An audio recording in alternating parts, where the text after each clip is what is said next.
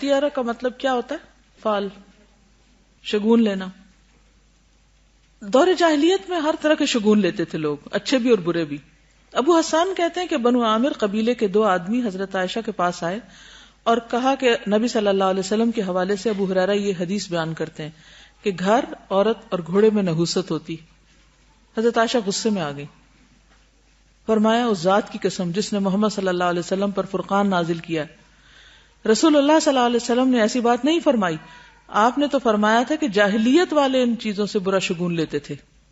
یعنی دور جاہلیت میں ان 3 چیزوں کو منحوس سمجھا جاتا تھا، کیونکہ آپ نے تو یہ فرمایا نا کہ کوئی بیماری لا ادوا، یعنی کوئی بیماری متعدی نہیں، نہ برے شگون کی کوئی حقیقت ہے، اور نظر لگنا برحق ہے، نظر لگتی ہے، یہ آپ نے خود فرمایا.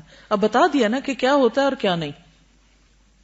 اور جہاں تک پرندے سے شگون لینے کی حقیقت ہے جو عرب کیا کرتے تھے، تو ابو بردہ کہتے ہیں کہ میں عائشہ رضی اللہ تعالی عنہا کے پاس آیا اور کہا امی جان مجھے کوئی حدیث بیان کرے. ام المومنین تھی نا، تو اکثر صاحب ان کو امی بھی کہتے تھے، جو آپ نے رسول اللہ صلی اللہ علیہ وسلم سے سنی ہو. انہوں نے کہا کہ رسول اللہ صلی اللہ علیہ وسلم نے فرمایا پرندہ اپنی تقدیر کے مطابق اڑتا ہے. یعنی جہاں اللہ نے اس کے لیے مقدر کیا دائیں جانا یا بائیں جانا، وہ اس وجہ سے نہیں دائیں جاتا یا بائیں کہ وہ بتانا جاتا ہے کہ کسی کے لیے کوئی کام اچھا یا برا. یعنی وہ قسمت کے فیصلے نہیں کرتا ایک یا دوسری طرف اڑ کر. اور آپ کو اچھی فال پسند تھی، یعنی نبی صلی اللہ علیہ وسلم کو. پھر اسی طرح اس کے بارے میں سعد بن ابی وقاص کی ایک حدیث ہے. سعید بن مسیب جو تابعی تھے، انہوں نے سعد بن ابی وقاص سے پوچھا تو انہوں نے جھڑک دیا، یعنی بدشگونی کے بارے میں جب پوچھا تو جھڑک دیا اور کہا تمہیں یہ کس نے کہا ہے؟ لیکن میں نے نام نہیں بتایا کہ کس نے کہا ہے، یعنی مجھے اچھا نہ لگا کہ میں کسی کا نام کوٹ کروں. انہوں نے کہا کہ رسول اللہ صلی اللہ علیہ وسلم نے فرمایا کہ کوئی بیماری متعدی نہیں، کوئی فال بری نہیں، اور نہ الو کا بولنا کوئی اثر رکھتا ہے. اگر بدشگونی ہوتی تو گھوڑے، بیوی اور گھر میں ہوتی.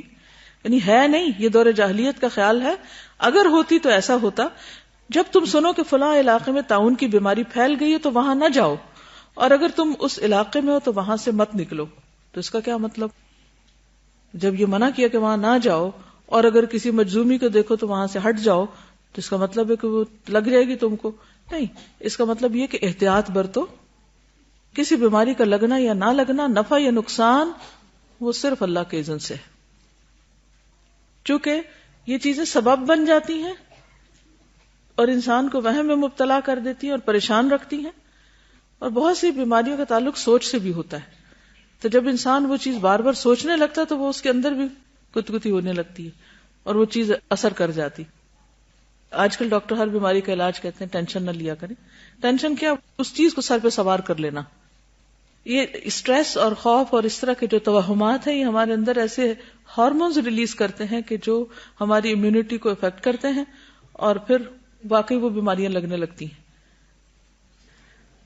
ایک اور حدیث ہے حضرت جابر سے، کہتے ہیں کہ سمعت رسول اللہ صلی اللہ علیہ وسلم یقول طائر کل انسان فی عنقہ. جابر کہتے ہیں کہ میں نے رسول اللہ صلی اللہ علیہ وسلم کو فرماتے ہوئے سنا کہ ہر انسان کا شگون اس کی گردن میں لٹکا ہوا ہے. یعنی وہ خود اپنے اچھے یا برے حالات کا ذمہ دار ہے. اور جہاں تک اس چیز کا تعلق ہے کہ اگر نحوست ہوتی تو عورت گھر اور گھوڑے میں ہوتی. ان 3 چیزوں کا ذکر کیوں ہے؟ بیوی، گھر اور سواری کا. کیونکہ یہ ہر ایک کی ضرورت ہے، اور عام طور پر انسان کا ان چیزوں سے واسطہ پڑتا ہے. گھر میں وہ رہتا ہے، ساتھ اس کا کمپینین، اور پھر باہر نکلے تو سواری. تو امام نووی نے مسلم کی شرح میں لکھا ہے کہ گھر کی نحوست سے مراد اس کا تنگ ہونا، برے پڑوسی اور ان کی اذیتیں ہیں. عورت کی نحوست سے مراد اس کی زبان کی تیزی، یعنی بد اخلاقی، اس کا بے حیا اور بد کردار ہونا. گھوڑے کی نحوست سے مراد اس کا سواری کے قابل نہ ہونا، یعنی اس پہ کوئی سواری نہ کر سکے. بعض گھوڑے اکڑتے ہیں نا، یعنی وہ اگر ان کو آپ اس پہ سوار ہو تو وہ اگلے ٹانگیں اٹھا دیتے. جہاد کے لیے استعمال نہ ہونا، یعنی نیکی کے کام میں سواری کا استعمال نہ ہونا، یہ نحوست ہے. اور یہ بھی کہا گیا کہ قیمت زیادہ مگر استعمال کم. رات ہی میری کسی سے بات ہو رہی تھی اور ان کا بار بار اصرار یہی تھا کہ اچھی گاڑی لینے میں حرج کیا ہے. میں نے کہا اچھی کی حد کیا ہے؟ ایک حد ہونی چاہیے. کہا کہ اگر اللہ توفیق دے کسی کو تو فراری وہ لے لے. تو میں نے کہا وہ تو استعمال کے قابل نہیں ہوتی, وہ سواری کے قابل نہیں ہوتی, صرف شان و شوکت والی. تو 4 لوگ بھی نہیں بیٹھ سکتے, 2 ہی بیٹھیں گے اس میں, اور پھر سامان بھی نہیں رکھ سکتے. اور پھر ایسی گاڑی سواری کے لیے تو نہیں ہوتی, ایسی گاڑی تو صرف کبھی کبھار نکلنے کے لیے ہوتی. تو اتنا پیسہ اس میں کیوں بلاک کر دیا جائے؟ تو یہ بھی نحوست ہے اس کی. اسی طرح خادم کی نحوست سے مراد اس کا بد اخلاق ہونا, اپنی ذمہ داریوں کو پورا ادا نہ کرنا. اور ایک قول یہ بھی ہے کہ نحوست سے مراد عدم موافقت. عدم موافقت کیا ہوتی ہے؟ کمپیٹیبلٹی کا نہ ہونا, انڈیفرنٹ ہونا, انڈرسٹینڈنگ نہ ہونا, ایک دوسرے کے ساتھ نہ بننا, یہ نحوست ہوتی. ہر وقت لڑائی, ہر بات پہ اختلاف, ہر بات پہ جھگڑا, ہر بات پر فتنہ فساد, ہر چیز الٹ لینا, ہر چیز میں نیگیٹیوٹی. یہ ہے نحوست کہ انسان اپنی کیا دوسروں کی بھی زندگی حرام کر کے رکھ دیتا ہے, بیوی بچوں کی بھی اور بھی جو آس پاس کے لوگ ہیں. خطابی کہتے ہیں کہ ان 3 چیزوں عورت, گھر اور گھوڑا, اس میں بذات خود کوئی تاثیر نہیں ہے, یعنی ان کے اندر کوئی چیز نہیں ہے, سب اللہ کی مشیت اور فیصلے پر منحصر ہے. 3 چیزوں کا اس لیے خصوصی طور پر ذکر ہے کہ انسان کو سب سے زیادہ واسطہ انہی چیزوں سے پڑتا ہے, ورنہ کوئی بھی چیز ایسے ہو سکتی ہے کہ جو انسان کے لیے فائدے کی بجائے نقصان کے ذریعے ہو. اب اگر کسی کو یہ شک پڑ گیا, وہم ہو گیا کہ کسی گھر میں اس کو خوشی ملنے کی بجائے تکلیف ہے, یا اس کا دل نہیں لگتا, یا اس کے لیے ایک وحشت سی ہے, ایک فیلنگ ہوتی ہے نا ہر گھر کی. میں اکثر سوچتی ہوں مختلف بلڈنگز کو دیکھ کر کے, ایک بلڈنگ میں جا کے خاص طرح کی سیرینٹی ہوتی ہے, ایک پیس ہوتا ہے, ایک اچھی فیلنگ ہوتی ہے, خوشی کی سی کیفیت ہوتی ہے, اور ایک میں جا کے وحشت ہونے لگتی ہے. ایسا کیوں ہوتا ہے؟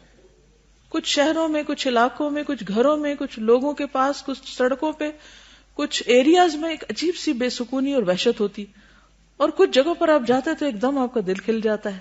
ایسا کیوں ہوتا ہے؟